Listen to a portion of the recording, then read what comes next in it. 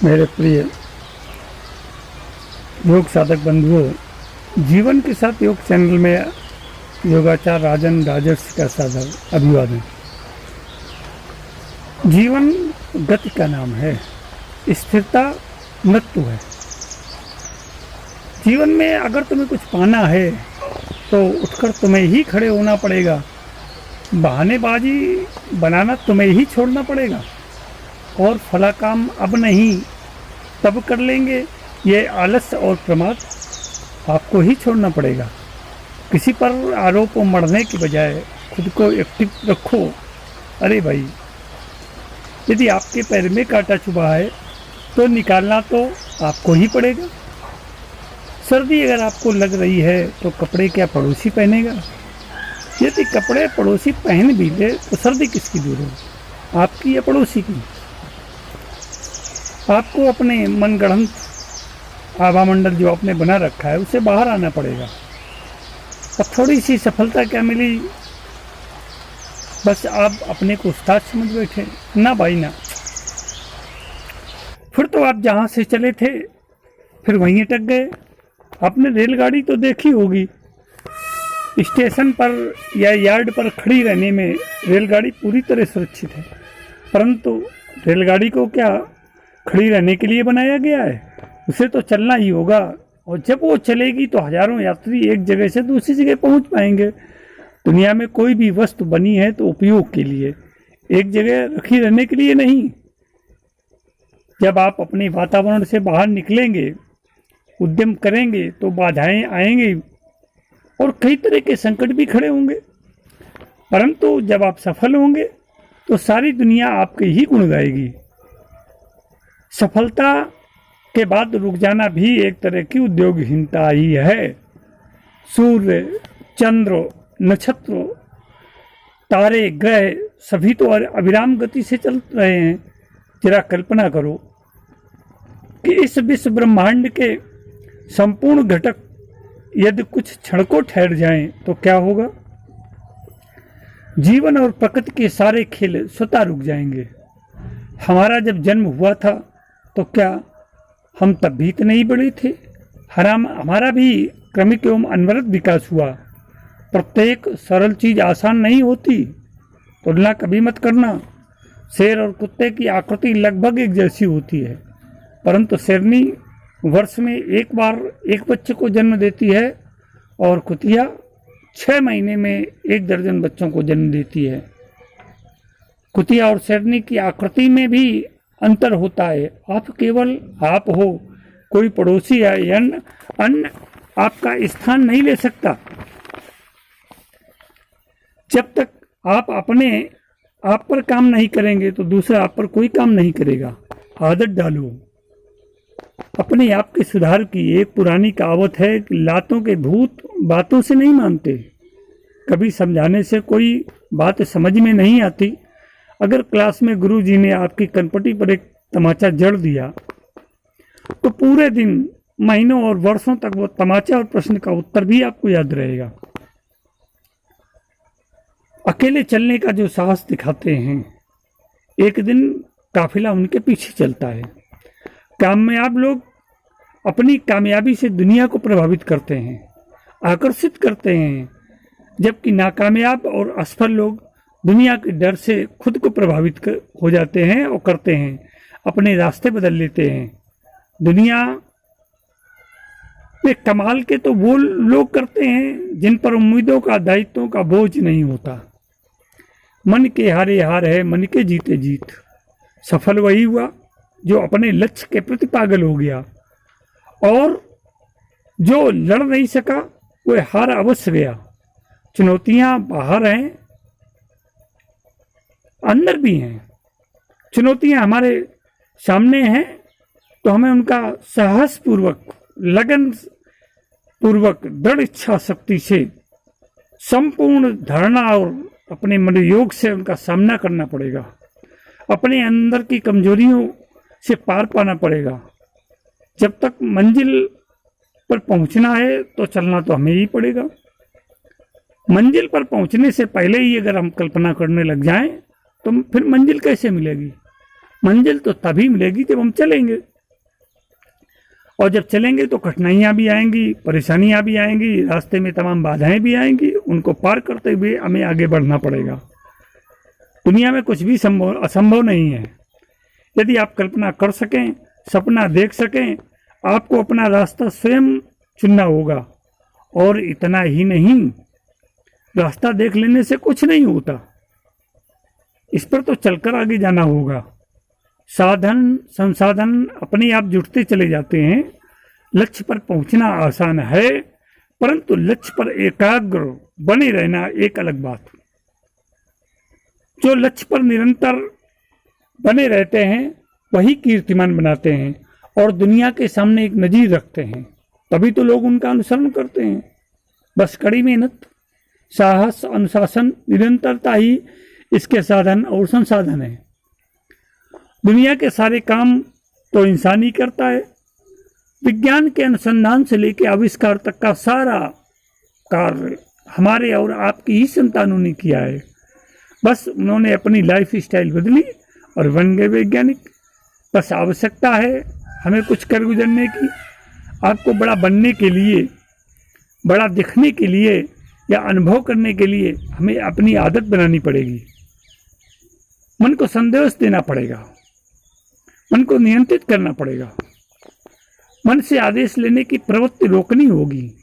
मन के सेवक मत बनो, वरना मन तो गुलाम बनाओ, मन को गुलाम बनाओ, फिर तो आप शहंशाह बनेंगे। और मन से इतर आदत बनानी होगी। कामयाब होने के लिए बहुत सारी चीजों को छोड़ना पड़ता है। अपने को हल्का होना पड़ेगा, वरन भारी चीजें तो गुरुत्वाकर्षण के प्रभाव से धरती पर ही वापस आ जाती हैं। किसी को बिना कुछ कहे, बिना कुछ करे नजरअंदाज करिए, वरना आप दुनिया का बोझ उठाए अपना विकास रोक देंगे। दुनिया की चिंता दुनिया को करने दो, आप अपनी चिंता स्वयं करें। आपकी चिंता दुनिया नहीं करेगी। गाड़ी जब स्टार्ट होती है तो उसकी गति बहुत धीमी होती है। कोई भी साधारण अवरोध भी उसे रोक सकता है, परंतु जब गाड़ी तेज गति से दौड़ती है तो सभी अवरोध अपने आप नष्ट होते चले जाते हैं। मनुष्य को परिस्थितियों का गुलाम नहीं होना चाहिए, परिस्थितियों को अपना गुलाम बनाना होगा। दुनिया के लिए प्रेरणा स्रोत बनेंगे। अगर आप सफल हो जाएंगे तो लोग आपका अनुसरण करेंगे, अगर आप असफल हुए तो आपको लोग भूल जाएंगे और आपको निराशा के गहन अंधकार में डूबना पड़ेगा।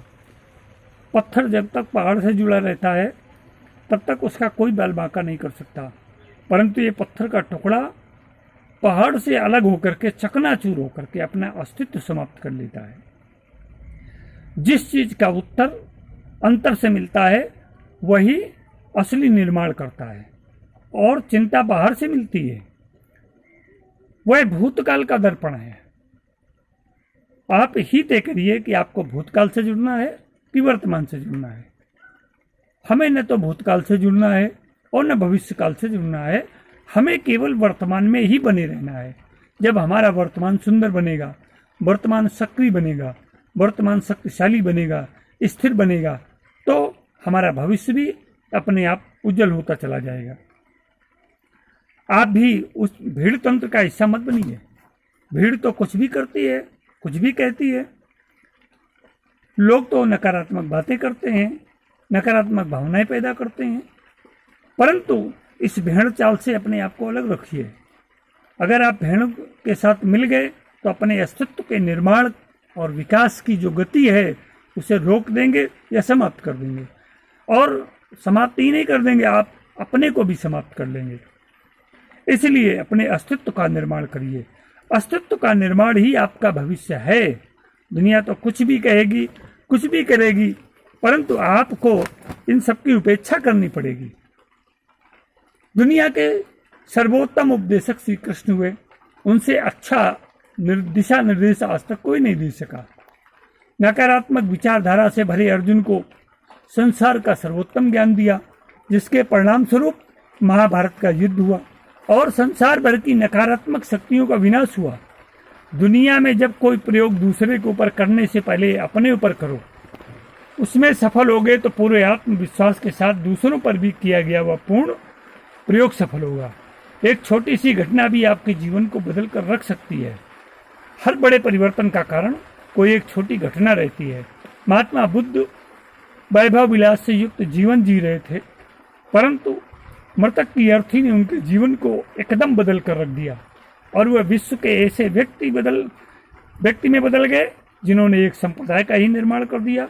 आज अवसर है आपके पास कि कुछ भी बने, तो चलें आज एक नई शुरुआत करें और इसकी शुरुआत आज से ही नहीं बल्कि अभी से करें।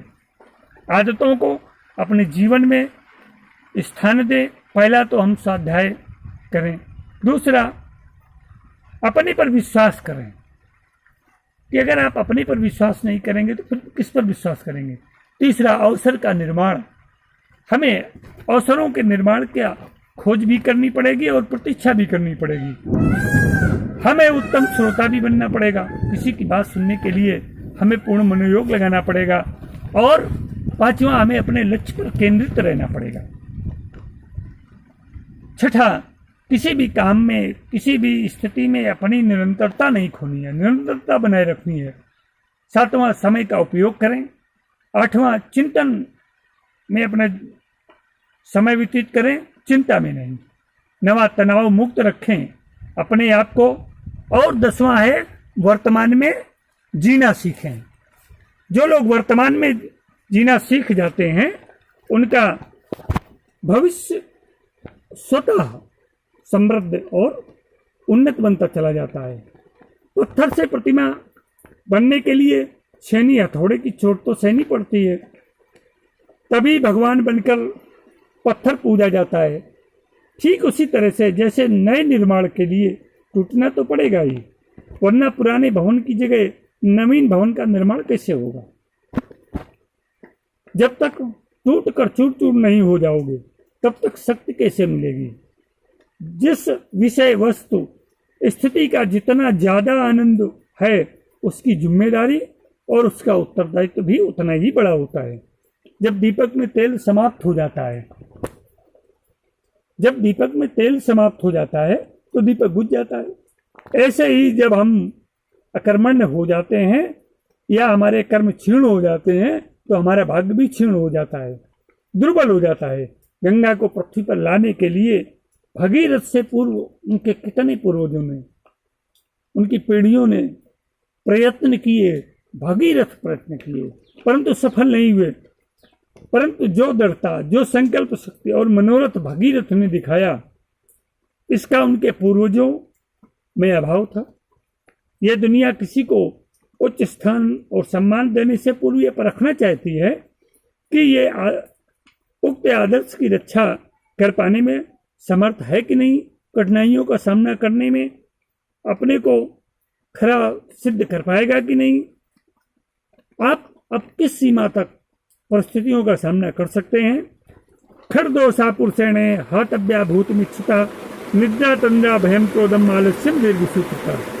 इस संसार में समृद्धि चाहने वाले मनुष्य को 6 दोषों का त्याग कर देना चाहिए। 6 दोष कौन से हैं?